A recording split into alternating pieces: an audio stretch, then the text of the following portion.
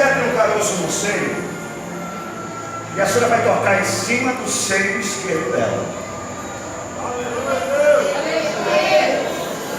E toda igreja aqui na Vilema tem 17 anos completo no itinerante. No Pará, hoje, tem muito pouco tempo que eu prego no Pará. Meu destaque era Brasília, Goiânia e esses lugares. E Deus me trouxe do Pará para uma promessa, e eu cumpri. Essa mulher tem um caroço nesse seio. E se tem incrédulo aqui, porque toda igreja que eu vou sempre tem um incrédulo, tem um fariseu. Você vai pegar o microfone, eu deixo, pega de mim e pergunta para ela se é verdade. Porque tudo que eu estou pregando aqui, Deus está revelando.